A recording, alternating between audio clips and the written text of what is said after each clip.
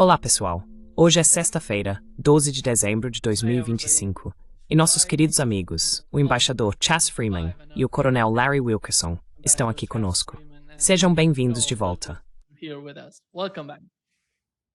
Feliz por estar com você, Nima. Bom estar, sir. O que você disse, Larry? The Sunny Breeze Song. Yeah, exactly. You're some kind of Florida.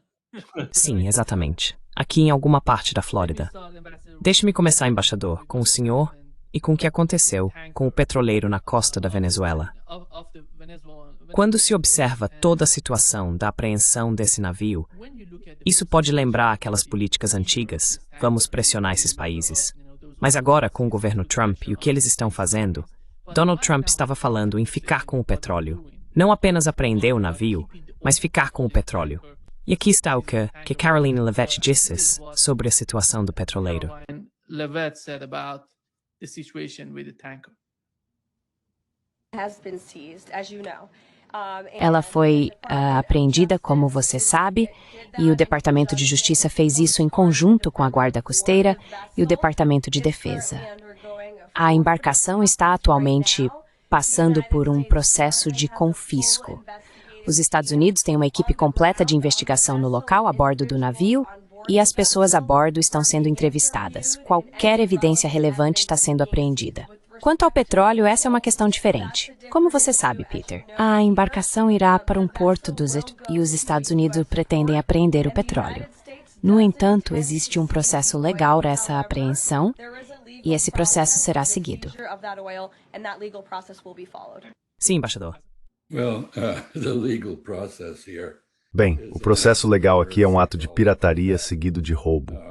A justificativa é que essa embarcação supostamente em algum momento transportou petróleo iraniano em violação às sanções unilaterais dos Estados Unidos, que não têm validade no direito internacional porque não foram aprovadas pelo Conselho de Segurança.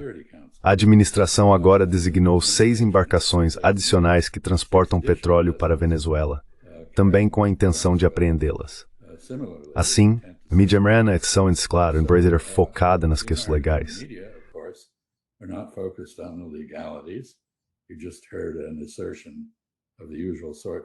Você acabou de ouvir uma afirmação do tipo habitual de Karoline Leavitt, no sentido de que tudo isso é legal, enquanto a mídia americana está focada nos efeitos práticos sobre a Venezuela da agressão americana contra o país.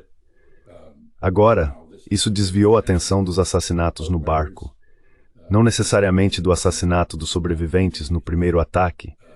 Os 2 homens que se agarraram aos destroços de sua embarcação por 45 minutos e foram, de alguma forma, considerados uma ameaça mortal à Marinha dos Estados Unidos. Portanto, isso é uma perversão da lei e um exemplo do que o governo Trump está fazendo internacionalmente em termos de desestabilização da ordem global que nós, americanos, patrocinamos e ajudamos a estabelecer após a Segunda Guerra Mundial.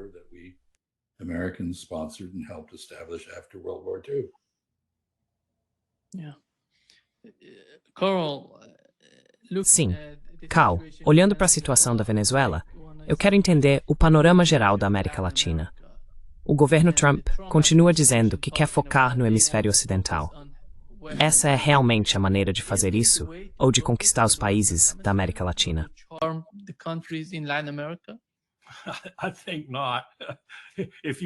Acho que não. Se você disse charme, definitivamente acho que não. Isso é uma loucura de tantas maneiras.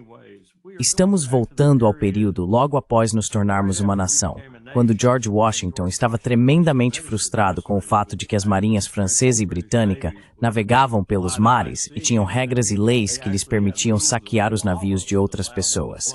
Respondemos como pudemos, mas não tínhamos uma marinha nem de longe tão poderosa. É isso que estamos vendo. Estamos jogando o direito internacional, como o embaixador acabou de sugerir, no lixo e voltando a fazer o que quisermos nos mares.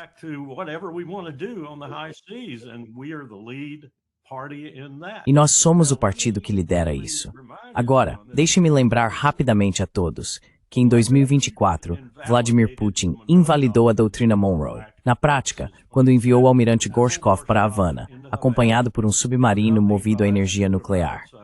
E isso foi um gesto de desafio. Você fez isso comigo em relação à Ucrânia. Veja como é provar do seu próprio remédio. Suspeito que ele tenha feito bastante coisa em relação à Venezuela. Minhas fontes dizem que sim, de qualquer forma. E suspeito que veremos muito mais. Portanto, isso é um convite a outros países do mundo para nos retribuírem na mesma moeda o que estamos fazendo com aqueles que lidam com eles ou com seus aliados.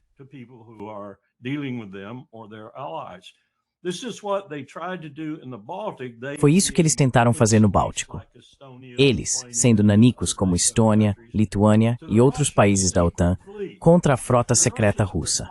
Os russos colocaram caças sobre aqueles navios e disseram: vamos lá, não vimos nada assim desde então, exceto em termos de palavras saindo desses pequenos nanicos.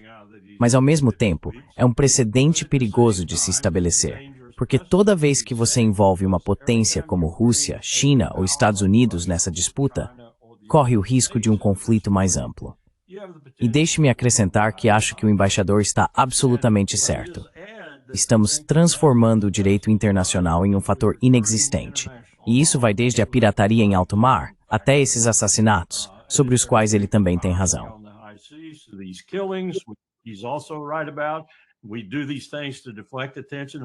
Fazemos essas coisas para desviar a atenção de ações ainda mais graves do que as que acabamos de cometer, como o ataque duplo, ou seja lá o que foi, no último barco. É inconcebível o que estamos fazendo. Eu me pergunto quem está governando este país.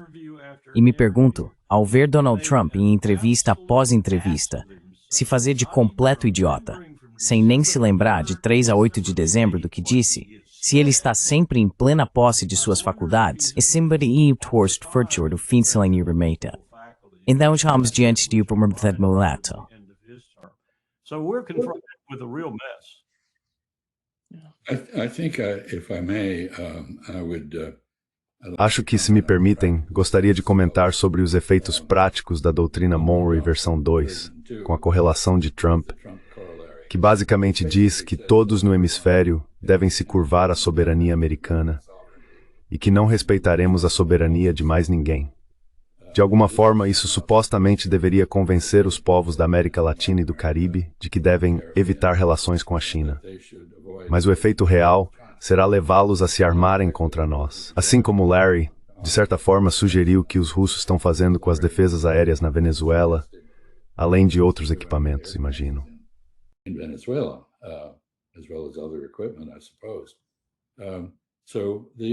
This is totally counterproductive in terms of. Então isso é totalmente contraproducente em termos do interesse nacional americano, além de ser um grave abuso de poder que vai afastar todos no hemisfério de nós. E não estamos satisfeitos, é claro, em tratar a América Latina com desprezo. Também estamos tratando o Canadá com desprezo. Já tivemos um hemisfério em que, mesmo que todos não nos amassem, pelo menos nos respeitavam. Agora, não mais. Eles são totalmente contrários ao que estamos fazendo. A única exceção é Milei na Argentina, seu vizinho ao sul, que é uma figura única, ao que parece. Mas isso é contraproducente num nível colossal. But this is counterproductive on a colossal level. The last thing I'd say is that turning. A última coisa que eu diria é que voltar-se para o hemisfério ocidental faz certo sentido. É algo claramente impulsionado por Marco Rubio. Isso enfraqueceu, em certa medida, o foco de Albert Colby na China. Agora estamos tentando normalizar as relações com a Rússia, passando por cima dos europeus, que, na minha opinião, merecem isso, mas esse é outro assunto. E estamos tentando reduzir nossa disputa com a China ao campo puramente econômico e tecnológico, no qual, francamente, estamos perdendo. Portanto, acho que isso representa um recuo em relação ao mundo que poderia fazer sentido se fosse conduzido de forma inteligente, mas está sendo executado de maneira selvagem e brutal, o que acabará trazendo consequências.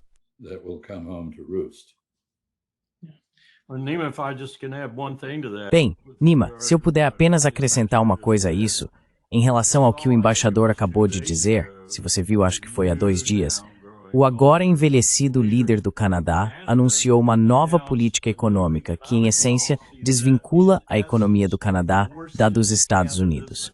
Foi basicamente isso que ele disse. And turns to China. e volta-se para a China. Então o que estamos fazendo? Acho que, Larry, você mencionou sua dúvida de que o presidente esteja no pleno comando de suas faculdades mentais. Acho que não há dúvida sobre isso. A deterioração em sua aparência e desempenho. Ele tem demência, não consegue completar uma frase, não consegue manter um raciocínio por um parágrafo inteiro. Ele tem um vocabulário colorido, equivalente ao de um aluno da 4ª série, mas é só isso. E este é um homem que muito provavelmente não terminará seu 2º mandato no cargo, na minha opinião. E enfrentamos a perspectiva de J.D. Vance como presidente, algo que pelo menos não entusiasmará os europeus. E também há questões sobre as atitudes do vice-presidente Vance em relação a vários países do Oriente Médio. Portanto, estamos entrando cada vez mais em território desconhecido como nação.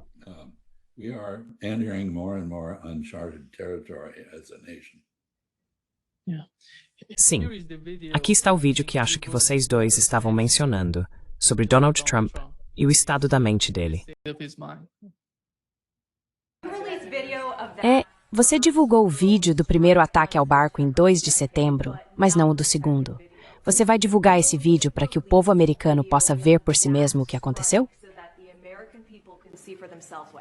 Eu não sei o que eles têm, mas seja o que for que eles tenham, nós certamente divulgaríamos. Sem problema. Você disse que não teria problema em divulgar o vídeo completo daquele ataque em 2 de setembro, na costa da Venezuela. A secretária Hicks agora diz... Eu não disse isso, você disse isso, eu não disse isso. Isso é notícia falsa da ABC. Talvez 6 anos. Isso é demência trumpiana. Right, exactly.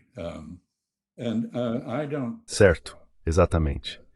E eu não baseio minha afirmação sobre a saúde do nosso presidente apenas em observar seu desempenho da forma que você acabou de ilustrar, Nima, mas em uma análise muito detalhada feita por John Gardner, um psicólogo que acredita que Trump, de fato, não conseguirá completar este mandato, e que apresenta uma análise e evidências detalhadas da presença de narcisismo maligno, paranoia e também demência em uma forma de progressão rápida.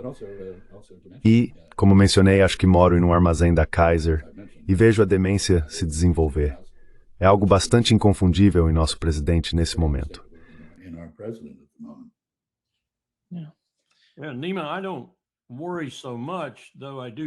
Sim, Nima.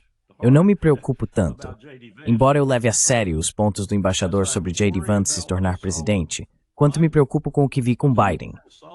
O que Lincoln e Sullivan fizeram foi manter o poder, sabendo que seu presidente estava ficando cada vez mais senil e apresentando sintomas semelhantes à demência.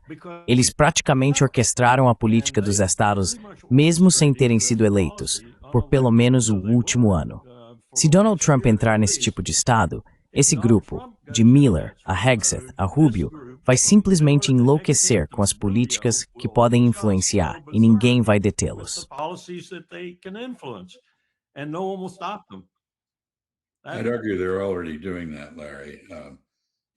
Eu diria que eles já estão fazendo isso, Larry. Você vê o presidente apresentando acusações contra pessoas que defendem as Forças Armadas, o Código de Conduta e o princípio jurídico internacional que estabelecemos na Segunda Guerra Mundial, de que ordens ilegais não devem ser obedecidas. Você o vê acusando essas pessoas de traição e sedição. A mesma coisa acontece quando ele é criticado pelo New York Times. Ele acusa o New York Times de sedição e traição. Este é um homem que perdeu o controle do discernimento que um dia teve. E observe que uma das falhas da Constituição americana que tentamos corrigir com uma emenda, permitindo a remoção do presidente do cargo por incompetência, é que não conseguimos fazer isso.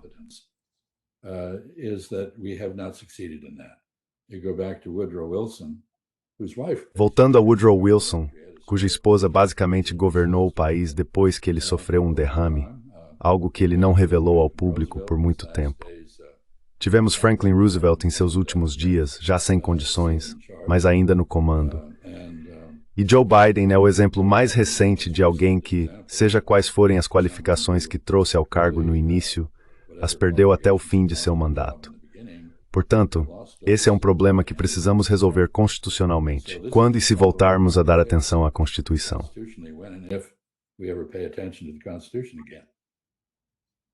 Bom ponto. Colonel, when it comes to the Trump administration, Coronel, quando se trata do governo Trump, me corrija se eu estiver enganado, mas não vejo o Rubio sendo, sabe, ao mesmo tempo Anthony Blinken e Jake Sullivan. Parece que Stephen Miller é de alguma forma muito influente nesse governo e ninguém está falando sobre ele. Quem é Stephen Miller? E será que ele está, de alguma maneira, assumindo as responsabilidades ou funções de assessor de segurança nacional do presidente? the duties of the National Security Advisor to the President? Acho que você tocou em um ponto importante. De um ponto de vista muito acadêmico, talvez isso não faça muita diferença, mas foi isso que ensinei por 16 anos. Baseei-me em pesquisas, fontes primárias e material do pós-Segunda Guerra Mundial. É claro, além da minha própria experiência. Tive algumas entrevistas com o Dr. Kissinger, uma delas meio que por acaso, quando ele veio conversar com meus alunos no Distrito de Colômbia. As crianças o impressionaram tanto que ele acabou ficando bastante tempo para conversar depois. E eu diria que o que ele me contou naquela ocasião, sobre ocupar ambos os cargos, foi que era realmente penoso, e ele precisou decidir qual deles queria. Especialmente quando um sujeito se aproximou dele um dia e perguntou: "Qual bloco de assinatura você quer neste documento?" Foi então que ele percebeu os conflitos que estavam acontecendo.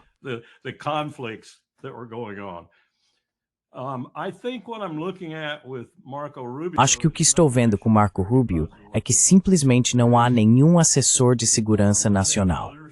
Simplesmente não existe. Acho que outras pessoas estão assumindo esse papel, talvez Miller de vez em quando, talvez até outras pessoas que não vemos, talvez um membro sênior da equipe ou algo assim. Mas Rubio não está fazendo isso. Então isso significa que ninguém realmente está fazendo, pelo menos ninguém de relevância. Não há coordenação do Conselho de Segurança Nacional com as forças-tarefa interagências que alimentam o comitê de vice-diretores, que alimenta o comitê de principais, que alimenta o presidente no NSC previsto em lei. Não há processo. Tudo isso é sobre pessoas atuando nos bastidores, por assim dizer, junto ao presidente, que, como o embaixador apontou, e eu concordo 100%, está ficando cada vez mais debilitado mentalmente.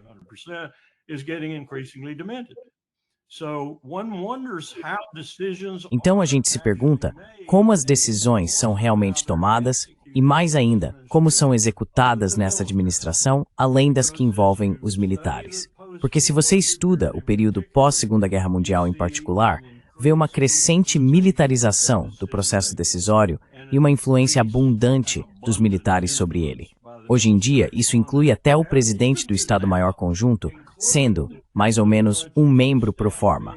Não por lei, mas por costume, do Conselho de Segurança Nacional, e certamente participando das reuniões principais de tempos em tempos em questões-chave que dizem respeito aos militares, o que agora é praticamente tudo. Militarizamos tudo no mundo. Então Hegseth tem uma influência desproporcional nisso, assim como o presidente do Estado-Maior. Isso é preocupante, e não há um processo de tomada de decisão, pelo menos não um formal.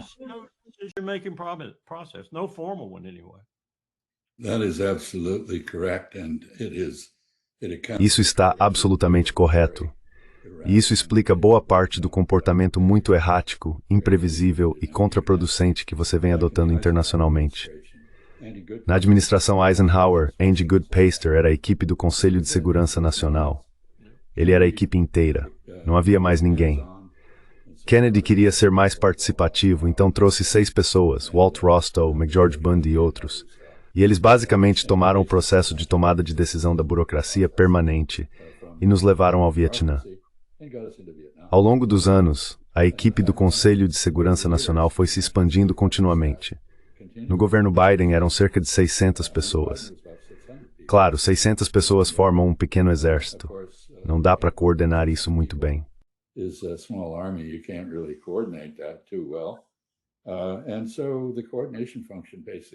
E assim a função de coordenação basicamente sofreu tremendamente, especialmente considerando a falta de inclinação diplomática do nosso secretário de Estado, Tony Blinken, naquela época.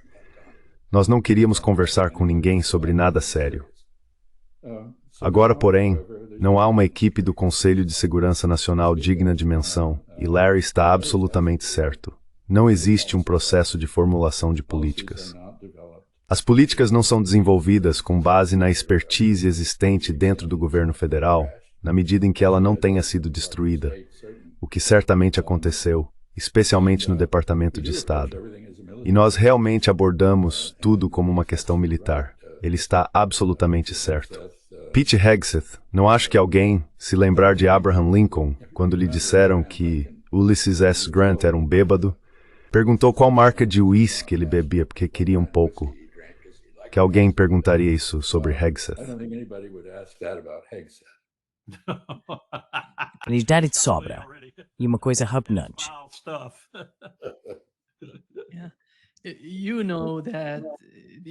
Sim. Sabe, embaixador e coronel, a nova estratégia de segurança nacional dos Estados Unidos sob o governo Trump foi divulgada. Nesse documento, a política em relação à Ucrânia mostra algum tipo de mudança. Qual é a sua interpretação disso? Deixe-me começar com o senhor embaixador.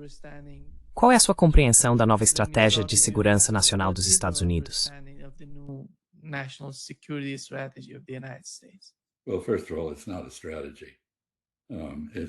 Bem, antes de tudo, isso não é uma estratégia. É um conjunto de declarações contraditórias e elogios piedosos às maravilhosas conquistas do presidente em manutenção da paz. E no que diz respeito à Ucrânia, a política continua confusa. Teoricamente, estamos tentando produzir a paz. Na prática, parece que estamos focados apenas em um cessar-fogo. Notei que da última vez, depois de 5 horas com Stephen Witkoff e Jared Kushner, Vladimir Putin, na prática, disse: "Gosto dessas conversas. Elas são muito úteis." Obviamente deram a ele uma linha direta com Donald Trump. Mas então ele acrescentou: "Claro, esse problema só vai ser resolvido por Sergei Lavrov e pelos diplomatas profissionais." O que é uma observação bastante profunda sobre o estado da diplomacia americana neste momento.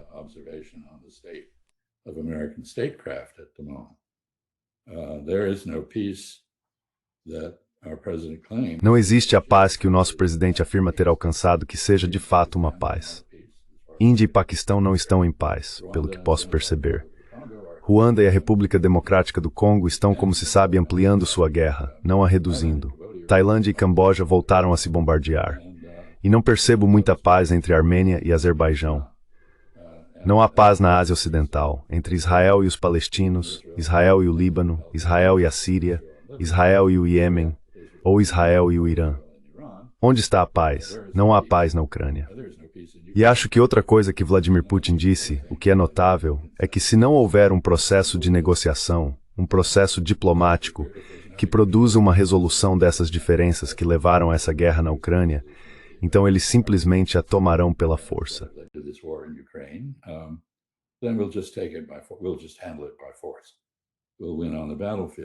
Vamos lidar com isso pela força. Vamos vencer no campo de batalha. E todo bem, quero dizer, todos nós sabemos por experiência que não se pode recuperar na mesa de negociações o que se perdeu no campo de batalha. Perdemos a guerra na Ucrânia e todos estamos em negação.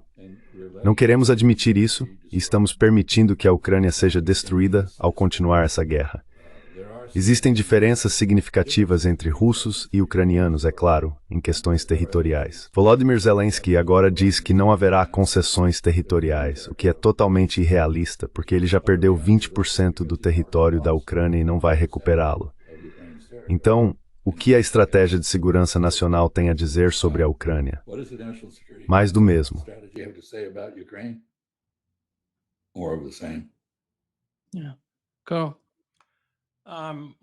Carl, deixe-me entediá-lo com um pouco de história por um momento. Volte cerca de 10 meses antes do 11 de setembro, no início de 2001. Condi Rice, a conselheira de segurança nacional na época, liga para Richard Haass, meu chefe então, chefe do Escritório de Planejamento de Políticas do Departamento de Estado, e diz: escreva a nova estratégia de segurança nacional para o presidente. Seja rápido com isso. Então ele me chama, junto com várias outras pessoas, e começamos a trabalhar arduamente. Enviamos um produto que havia sido revisado no Departamento de Estado, pelo menos pelo vice. Não me lembro se o secretário realmente o viu, mas o vice cuidava muito dessas questões de planejamento de políticas. Rich Armitage. E Conde rapidamente nos informa que o resultado é insatisfatório. Bem, não houve mais comentários depois disso, além de que ela faria sua própria equipe cuidar do assunto.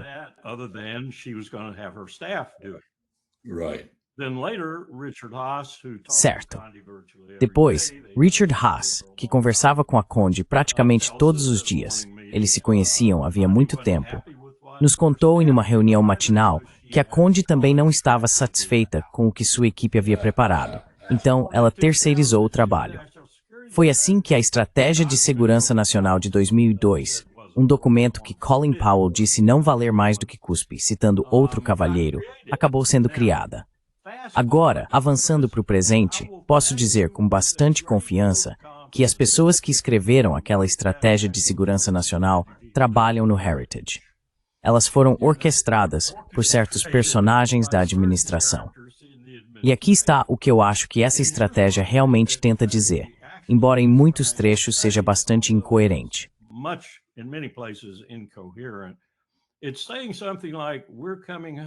Está dizendo algo como, estamos voltando para casa e vamos fazer isso por razões políticas internas.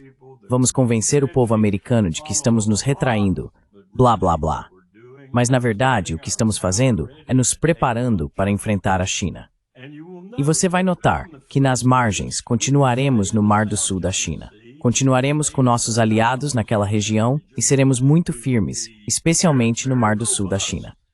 Agora vi outro dia. É o mar mais movimentado do mundo. Há mais navios comerciais que navegam por aquele mar do que em qualquer outro corpo d'água comparável, ou até incomparável. É simplesmente impressionante em termos de comércio, e é majoritariamente a China. Cerca de 2/3 é chinês.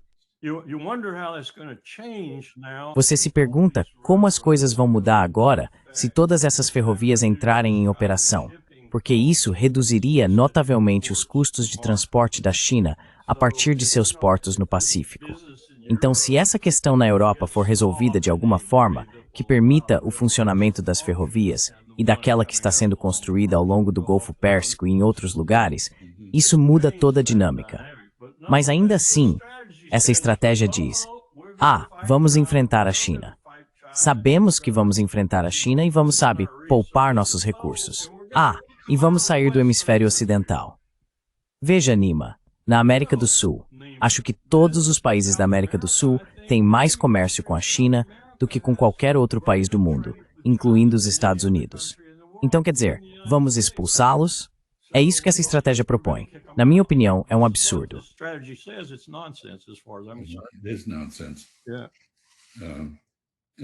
Isso é um absurdo. E sabe, você mencionou Henry Kissinger. Devo admitir que eu costumava ir de moto até o Departamento de Estado. Quase bati nele no estacionamento do subsolo um dia. A história teria sido diferente se eu não tivesse freado. Enfim, ele tinha uma abordagem diferente. Não sei se você se lembra, Larry, da história de Winston Lord, quando ele era chefe de planejamento de políticas e foi encarregado de redigir um grande documento de política. Ele entregou o texto a Henry Kissinger e não teve retorno por uma semana. Então ele voltou e perguntou, sabe o que aconteceu? O que achou? E Henry disse, isso é o melhor que você consegue fazer. Winston ficou constrangido.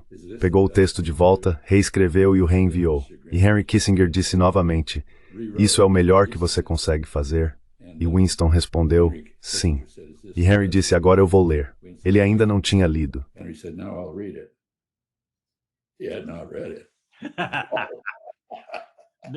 Nima, eu precisava contar a minha história. Vá em frente. Powell convida Kissinger para me ajudar lá no distrito, como eu estava dizendo, com a escola em que eu trabalhava. E Henry concorda. Ele vai ao distrito para falar com alunos de 12, 13 e 14 anos na biblioteca. O diretor ficou todo empolgado e havia cerca de 400 pessoas naquela biblioteca. Professores, diretores das escolas vizinhas, todo mundo. Enfim, Henry começa a falar com aquela voz rouca dele, meio em tom baixo, mas ainda assim clara. E um dos meus alunos de 13 anos, lembra o nome dele, Tyrone, salta da cadeira, com a mão levantada no ar. Kissinger olha para ele e diz, você tem uma pergunta? E Tyrone responde, sim, conta pra gente como foi. Indo direto ao ponto. Como foi trabalhar pro Tricky Dick? Kissinger não hesitou nem por um segundo. Deu uma ótima resposta, e as crianças ficaram completamente fascinadas depois disso.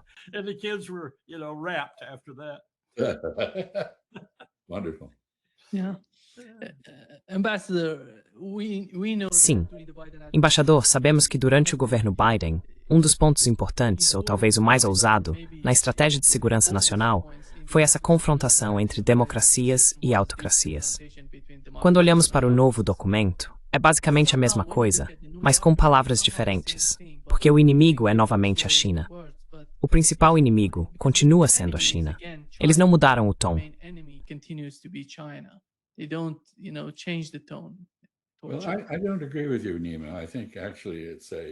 Bem, eu não concordo com você, Nima. Acho que é, na verdade, um documento que se concentra muito em interesses comerciais. É tudo sobre ganhar dinheiro. E agora, quem é o principal inimigo? O governo Trump nos diz que são as pessoas do próprio país. São os democratas. Veja, isso é um ataque partidário, polarizador e ideológico a muitas coisas que eu acho, não sou democrata, mas que, na minha opinião, tornaram os Estados Unidos grandes. Há um ataque à liberdade de expressão, à liberdade acadêmica, à parceria entre o governo e as universidades de pesquisa, à ciência, ao empirismo. Estamos na era da análise baseada na fé. Não há mais exame empírico dos fatos. Fatos alternativos são aceitáveis, nos dizem, mas os fatos em si não.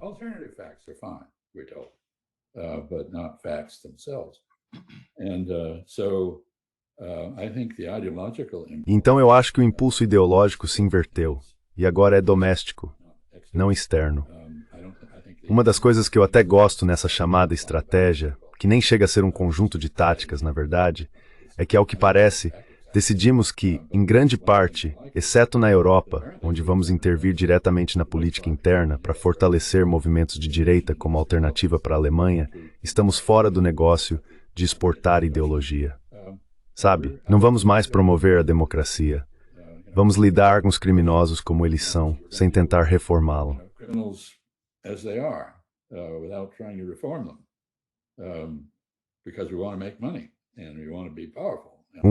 Porque queremos ganhar dinheiro, queremos ser poderosos e queremos, dominar o mundo.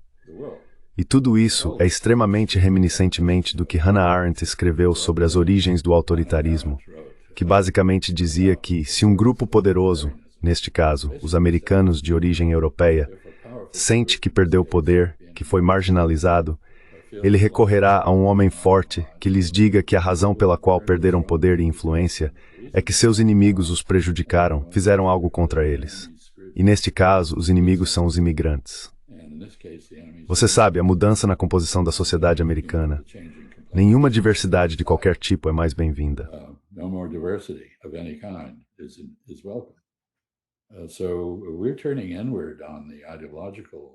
Então estamos nos voltando para dentro no front ideológico. E veja bem, estamos bem à vontade para lidar com Mohammed bin Salman, Mohammed bin Zayed, Erdogan, Xi Jinping, Vladimir Putin e Viktor Orbán, quem quer que seja. Não temos mais nenhum critério sobre democracia versus autocracias, o que sempre foi uma bobagem de qualquer forma, já que basicamente esses rótulos eram aplicados sem muita consideração pelos fatos. Então não concordo com você. Acho que agora temos uma política externa mercantilista. Vamos lucrar com isso.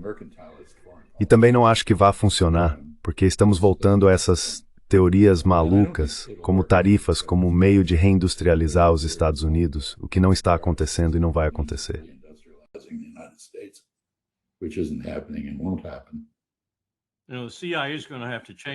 Sabe, a CIA vai ter que mudar seu modelo também, porque há quase 20 anos o modelo dela tem sido transformar a democracia liberal em arma por meio de insurgentes, ONGs e outros. Eu veria com bons olhos um afastamento desse tipo de postura antiprogresso da qual o Biden era meio que o exemplo máximo.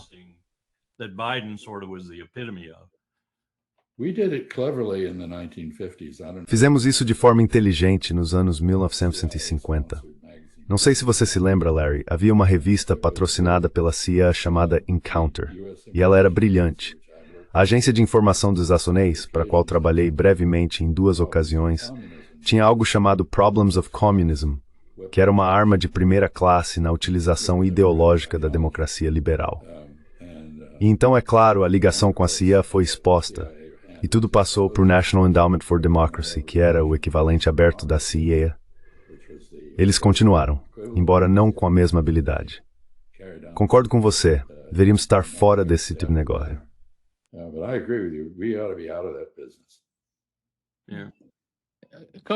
Sim. Coronel, atual chefe do Estado-Maior Conjunto, disse sobre a China.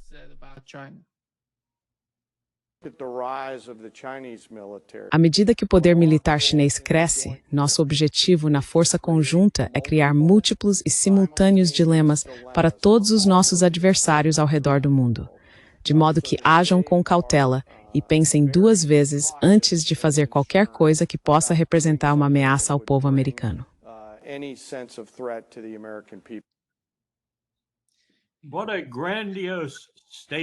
Que declaração grandiosa. Quero dizer, incrível para um chefe do Estado-Maior Conjunto fazer uma declaração dessas. Ele é um par perfeito para Donald Trump, por assim dizer. Deixe-me voltar a outro pensamento que tive em uma pergunta anterior que se aplica aqui, eu acho.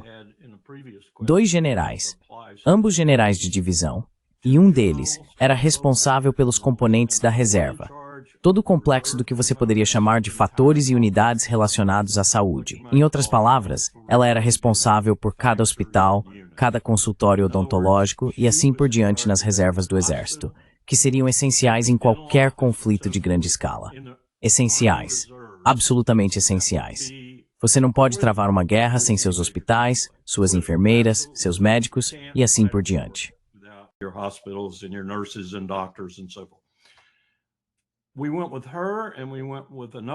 Fomos com ela e também com outro major-general que havia passado 35 anos na reserva do Exército. Fomos essencialmente ao Comitê de Serviços Armados do Senado e estávamos conversando com uma senadora em seu gabinete, apenas ela e sua chefe de gabinete. Então, outra chefe de gabinete de um senador diferente soube da reunião, veio e se juntou no meio da conversa. Estávamos, portanto, falando com uma integrante do Comitê de Serviços Armados do Senado sobre o quão inadequados são os elementos essenciais do Exército dos Estados Unidos para qualquer guerra.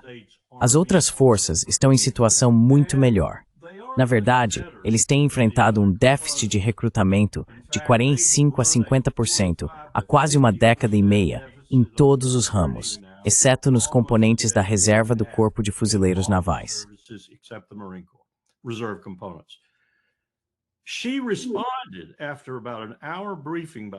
Ela respondeu depois de cerca de 1 hora de instruções dadas por nós 3. Ela falou sobre a viagem que havia acabado de fazer. Aliás, era democrata, com os militares por toda a região do Pacífico. Tinham ido a Taipei, Tóquio, Seul, Jeju-do, Manila, por toda parte. E ela estava completamente convencida pela história de que temos a China cercada, de que temos aliados que fazem a China tremer nas bases, de que a Marinha dos Estados Unidos é incomparável, mesmo with that knowledge, e sim por diante.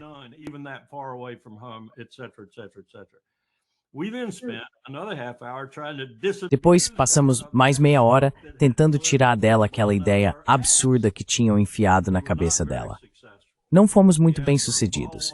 Pedimos uma nova audiência com uma das subcomissões, porque uma delas realmente se dedica a esse tipo de assunto. Não conseguimos. Ainda estamos esperando a ligação. Mas é aí que estamos agora. E ela é democrata. Então estamos nessa missão de enfrentar a China. E todo mundo acha que está tudo bem. Aquele cara também estava falando nesse tom. E não estava falando só da China. Ele está falando de todo mundo. E tem uma novidade para você. Cerca de 60% do mundo agora faz parte desse todo mundo. Eles nos detestam. Boa sorte, General Raising Cane.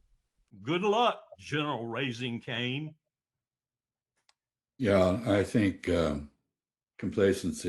Sim, acho que a complacência é a mãe da derrota, e estamos sofrendo muito com isso.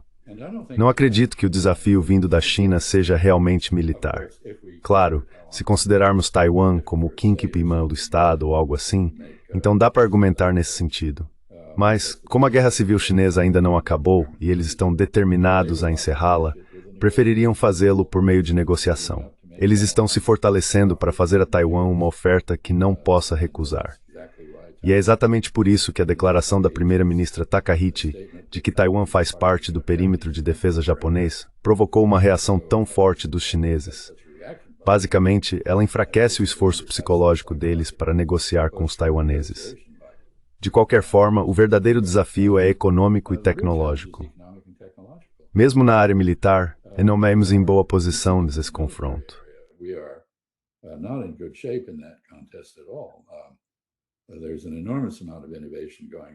Há uma enorme quantidade de inovação acontecendo no Exército de Libertação Popular e na economia chinesa em geral.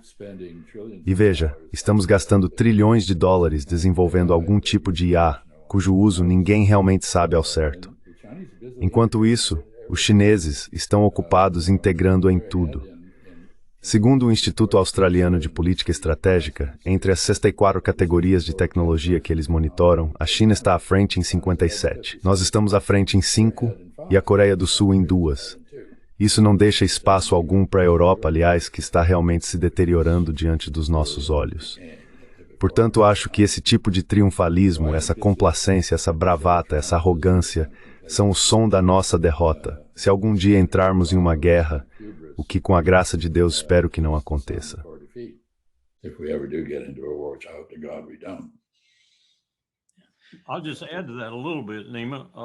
Vou apenas acrescentar um pouco a isso, Nima. Um velho amigo meu, do Departamento de Planejamento de Políticas do Departamento de Estado, Evan Feigenbaum, por quem tenho muito respeito, assim como pelo Chaz, fala mandarim fluentemente. Os chineses costumavam perguntar, quando visitávamos, onde você aprendeu chinês? E o Evan tinha que responder, nas ruas de Pequim, quando eu tinha 16 anos.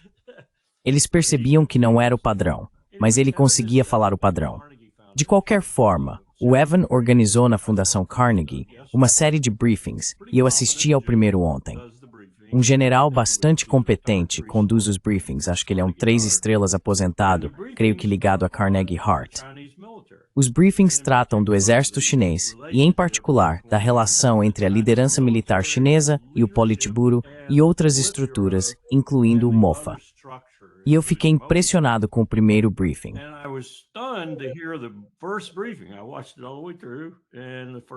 Assisti tudo até o fim, e a primeira apresentação é tão padrão, sobre como os chineses não conseguem fazer o que nós fazemos. Sabe, eles não conseguem inovar, não conseguem fazer isso, não conseguem fazer aquilo. Agora é algo meio oculto, sutil, basicamente dizendo que há todo tipo de interstícios, por assim dizer, nos quais podemos nos infiltrar militarmente, porque a relação entre o Politburo e a liderança militar, e depois a relação da liderança militar com a base, é cheia desses problemas de que sempre se ouve falar quando se disseca um Estado totalitário. O que, eu me apresso em dizer, não acho que a China seja mais.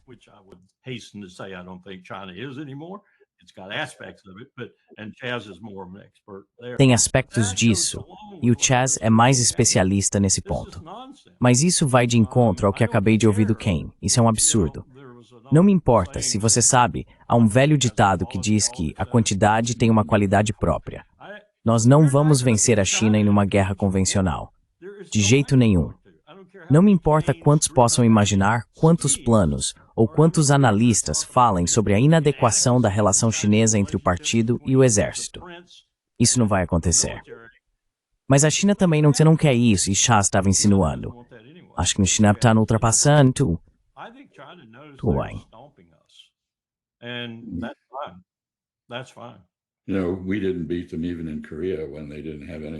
Sabe, nós não os vencemos nem mesmo na Coreia, quando eles não tinham nada além de roupas de inverno, e nem tantas assim.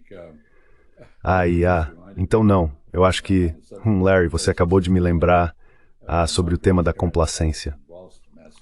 A casa dos meus avós em Walson, Massachusetts, lá no sótão, tinha os materiais de instrução que foram dados a um dos meus tios, quando ele entrou para a Força Aérea do Exército do ZAF para lutar na Segunda Guerra Mundial.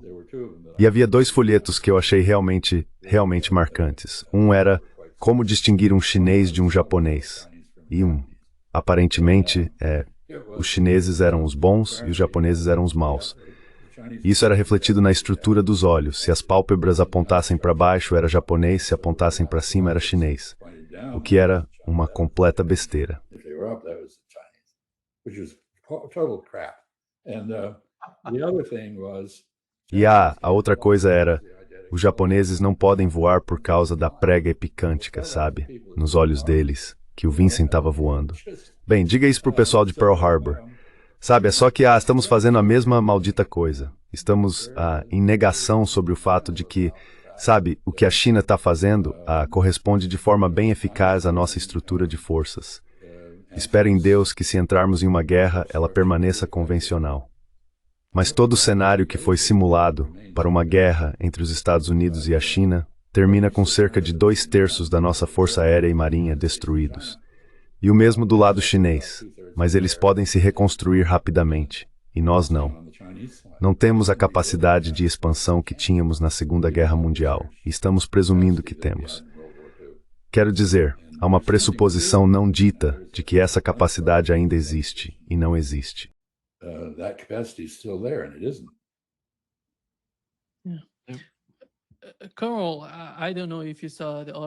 Coronel, não sei se o senhor viu o artigo na Político dizendo que o governo Trump está discutindo a ideia de criar uma alternativa ao G7.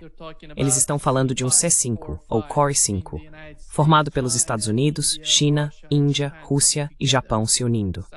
De alguma forma, não há países europeus, como foi destacado no artigo. Qual é a sua opinião sobre isso? O senhor acha que é algum tipo de fantasia? Eu não vejo isso acontecendo. A Político noticiou isso. Dizia, eu não li, dizia quem estava por trás. När governo Trump istället ofta spänning kan stepplista isso G7. Ani o chamam isso de núcleo 5.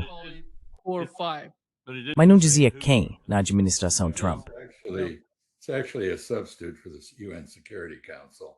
Na verdade, é um substituto para o Conselho de Segurança da ONU, que, claro, não representa a verdadeira constelação de poder em 2025. Ele representa as vitórias de 1945. Portanto, pode-se argumentar que precisa de revisão. Mas essa é uma ideia maluca. E veja a ideia de que Índia, Rússia e China vão se sentar conosco e com o Japão para governar o mundo da forma como Franklin Roosevelt instruiu o Conselho de Segurança a fazer. It vai smolent. That's not going to happen. Se isso for acontecer de qualquer forma, vai acontecer ao contrário. Vamos ter que nos retirar. Bem, aí está novamente o Pete Hegseth falando sobre o G2, que, como você sabe, foi uma ideia de Brzezinski, que nunca teve qualquer validade desde o início. Um condomínio global entre as duas capitais que governaria o mundo. Certo. Bem, do ponto de vista de Brzezinski, o ponto principal era que isso omitia a Rússia.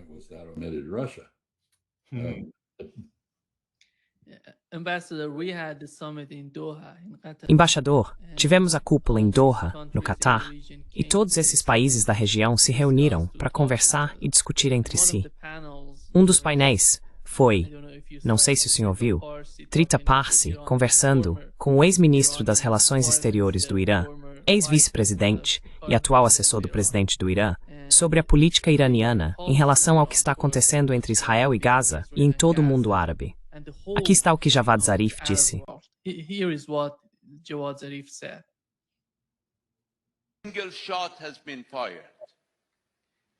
Nos últimos 45 anos, nenhum único tiro foi disparado por qualquer um dos nossos chamados representantes para promover nossos interesses. Eles têm lutado por seus próprios interesses, e nós é que temos pago. O Irã pagou, e nós sentimos ressentimento em relação aos nossos amigos árabes, porque apoiamos a causa árabe mais do que os próprios árabes. E mesmo assim somos culpados. Apoiamos a Palestina mais do que qualquer país árabe apoiou a Palestina. Por que deveriam de power para problemas causar islamismo? Você tem razão. Assim como o ministro das Relações Exteriores de Oman, acho que foi ele, disse, o problema no Oriente Médio é Israel. Sim. O que foi meio chocante, vindo do omanita. Bem, eles geralmente são muito discretos. Nesse caso, ele estava expressando a percepção comum na região contrária às nossas declarações habituais ou ao nosso conjunto alternativo de fatos. A fonte de insegurança e instabilidade na região é Israel, não o Irã. Ele apenas disse a verdade, e por isso, é claro, foi criticado pela imprensa ocidental.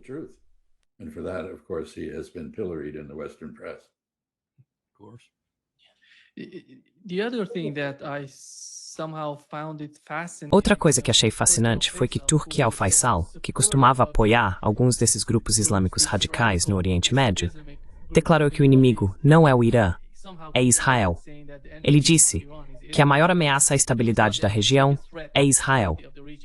E então tivemos outra reunião entre Irã, Arábia Saudita e China. O que isso significa para a região, embaixador? Como o senhor vê toda a região depois dessa cúpula, ou conforme a percebe pelas discussões ocorridas nela?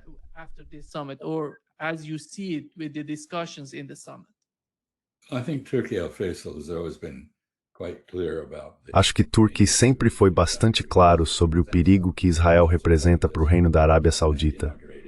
Ele também é um pragmático e iniciou um diálogo clandestino com as forças de segurança israelenses. Além disso, como você mencionou, ele tem sido, assim como ocorreu anteriormente com a família real saudita, muito antipérsico. E ele ajudou o grupo dissidente iraniano, que é uma espécie de instrumento de pressão ocidental sobre o Irã, associado a Israel. Portanto, ele fez causa comum com Israel, onde aparentemente havia interesses compartilhados. Mas acho que o ponto principal aqui é que os iraquianos, os omanenses e, por fim, os chineses organizaram uma reaproximação entre os árabes do Golfo, em particular a Arábia Saudita e o Irã. E isso ganhou vida própria. Não desapareceu. As pessoas imaginaram que poderia ser algo passageiro. Não foi.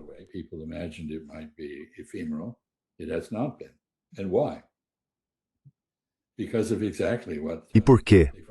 Exatamente pelo que o ministro das Relações Exteriores de Omã disse. Todos na região reconhecem que precisam equilibrar e conter os esforços israelenses de hegemonia. Israel alcançou a hegemonia militar no Levante. E o ponto de Javed Saif sobre o Irã ser mais favorável à resistência contra Israel do que os árabes têm sido está absolutamente correto. Mas esses elementos de resistência agora estão marginalizados e muito enfraquecidos, enquanto Israel age desenfreadamente com o nosso apoio. Isso está naturalmente produzindo uma contra-coalizão entre os árabes do Golfo e o Irã, e isso está se desenvolvendo. Então, quando você vê aquela reunião entre Irã, China, o Golfo e a Arábia Saudita, é disso que se trata. Trata-se de reduzir a dependência dos Estados Unidos, o que inevitavelmente leva a uma deferência a Israel, que é bastante perigosa para esses países.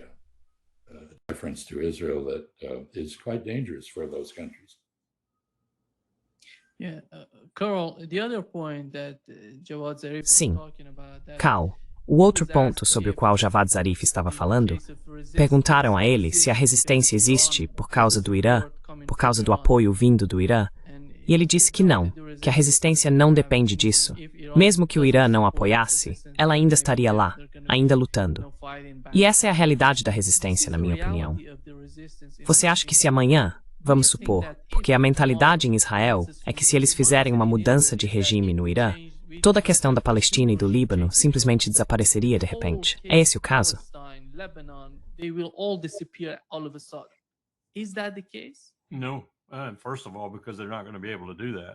Não, antes de tudo, porque eles não vão conseguir fazer isso.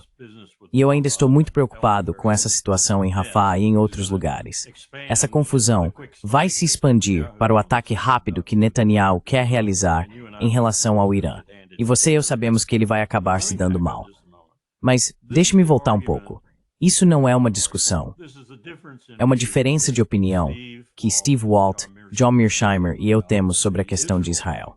Eu não descarto nada do que eles disseram ou escreveram em termos gerais, mas acho que eles vão longe demais. Acho que Lindsey Graham expressou no plenário do Senado exatamente qual é a posição dos Estados Unidos.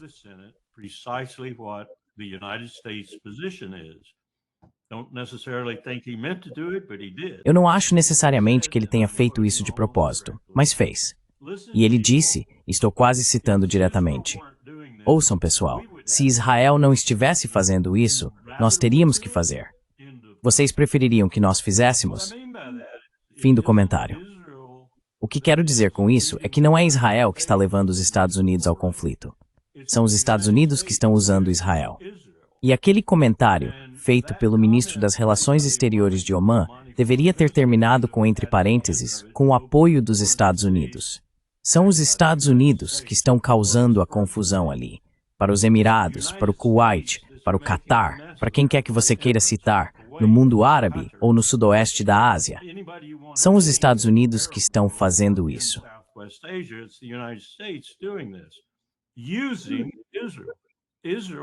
Usando Israel.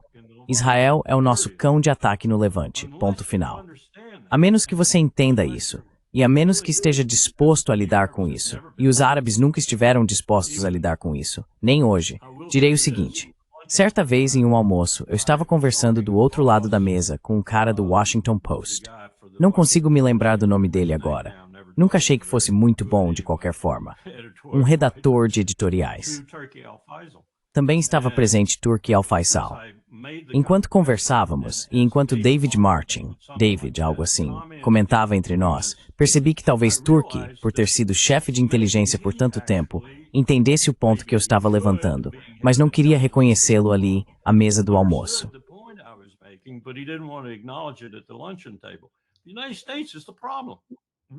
Os Estados Unidos são o problema. Nós somos o problema. Somos o problema agora com esse acordo de paz repreensível, sancionado pela ONU em Gaza, que não passa de ei, vamos nos unir a algumas potências coloniais, governar sobre eles, matá-los todos e ajudar Israel. Você tem notado os números de vítimas que chegam todos os dias? Israel ainda está fazendo isso. Isso é inconcebível, mas nós somos o problema. E até que as pessoas reconheçam isso, admitam e lidem com isso, isso será para nossa desonra e no fim para nosso próprio prejuízo quando acontecer. E francamente eu seria totalmente a favor disso. Os problemas vão continuar.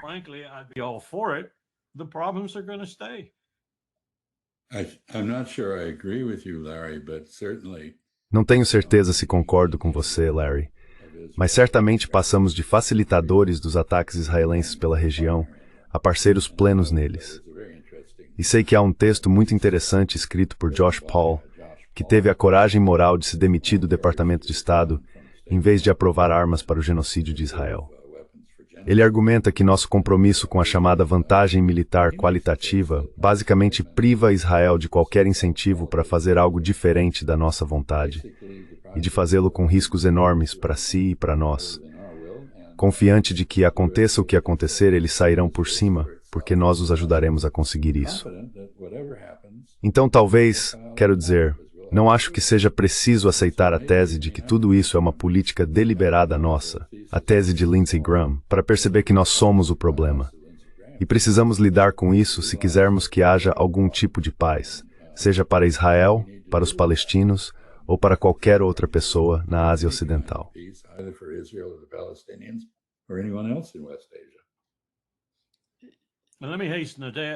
Permita-me apressar-me em acrescentar que não aplico isso a Donald Trump, nem a muitos membros de seu gabinete, mas aplico a muitas das pessoas nas sombras, por trás das cortinas, a quem chamamos de Estado profundo. Sim, não, eu concordo. É uma linha de pensamento, com certeza.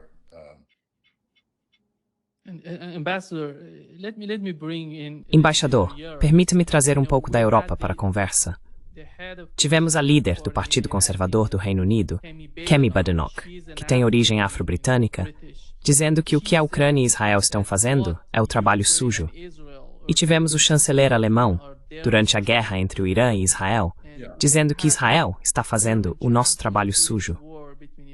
Que tipo de mentalidade é essa entre os europeus? What is this sort of mindset within Europeans? It's Christendom versus Islam. É a cristandade contra o Islã, o alvorecer do Islã. É preconceito contra árabes, é islamofobia, é russofobia. Sabe, é apenas uma reação emocional, essencialmente um viés, um preconceito irracional. Então veja, a Europa é muito islamofóbica.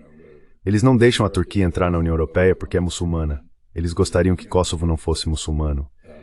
E existe um viés histórico aí. Por muito tempo, achei que os Estados Unidos estivessem isentos disso. Afinal, os americanos não participaram das cruzadas. Nem sequer éramos o componente europeu da nossa população. the European component of our population wasn't even a participant in world affairs at that time. Naquela época, nem sequer éramos participantes nos assuntos mundiais. Mas aprendi, da maneira mais difícil, que também somos suscetíveis à islamofobia, russofobia e outras fobias, incluindo a xenofobia.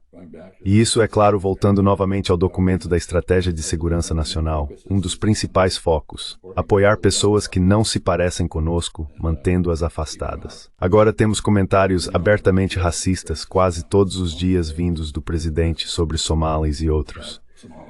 Portanto, não acho que seja preciso procurar muito para encontrar o preconceito racial e religioso europeu. Ele está muito presente.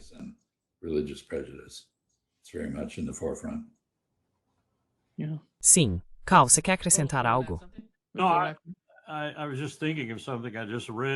Não, eu só estava pensando em algo que li e sobre o que falei no programa do juiz napolitano por 1 ou 2 minutos. Há um artigo brilhante, esqueci o autor. Não deveria, mas estou ficando velho demais para lembrar nomes. É sobre a Staatsräson na Alemanha e como a repulsa moral, a retidão moral, chame como quiser, gerada com razão pelo que eles fizeram na guerra, acabou se transformando no que chamaríamos de Raison d'État, o que os alemães chamam de Staatsräson, razões de Estado. E agora isso é, sabe, algo sagrado na Alemanha. Eles não podem se desviar disso. Então você os vê apoiando Israel, não importa o que Israel faça. E eu comparei isso, como o Chaz acabou de mencionar, à russofobia neste país.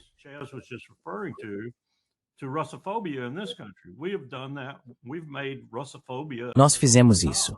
Transformamos a russofobia em uma razão de ser. Sabe, nós odiamos os russos. Não conseguimos chegar a nenhum. Bem, Trump é a única exceção a isso. E ele é um oportunista. Está atrás de dinheiro. Ele se lembra daquela reunião com Sergei Lavrov em Riyadh, quando Lavrov lembrou Trump e Marco Rubio que 3 bilhões de dólares foram perdidos por causa da nossa política em relação à Ucrânia. Esse é o aspecto positivo de Trump, por assim dizer, nisso tudo. Mas acho que fizemos isso, assim como os alemães fizeram com o Holocausto. Fizemos isso com a russofobia, o que me deixa perplexo, porque eu estava lá com Shevardnadze, Gorbachev, Kohl, Duran, Major e Powell. Todos concordaram que queríamos trazer a Rússia para a Europa. Sabe, como chegamos aqui a partir dali? Incrível. Muito obrigado, embaixador e coronel Wilkerson, por estarem conosco hoje. Um grande prazer, como sempre. Continue com o bom trabalho. Ebriu. Yatsa Reganson Kagaizen Kiking.